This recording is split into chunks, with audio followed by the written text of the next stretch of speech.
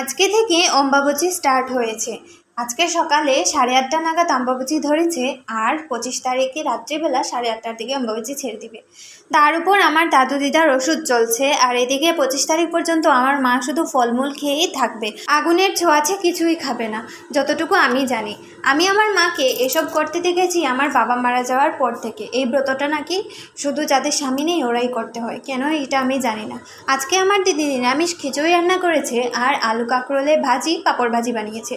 দিদি আর আমি হাতে হাতে কাজগুলো গুছিয়ে এখন আমি শুয়ে পড়েছি। তারপর দাদুকে খাওয়ান দেওয়া হয়ে গেছে, আর এখন আমরা সবাইও খেয়ে নিব। যেহেতু আমাদের এখন সকাল সকালেই স্নান করতে হবে মা ওঠার আগে, তাই আর কি আমাদের তাড়াতাড়ি এবার কাজটা শেষ হয়ে যাবে। এইদিকে আমি, দিদন, দিদি আর দাদু খেতে বসে গেছি। সাইডে করে আমার মা এখানে খই চিড়ে দই দিয়ে আম চটকে মেখে খাচ্ছে।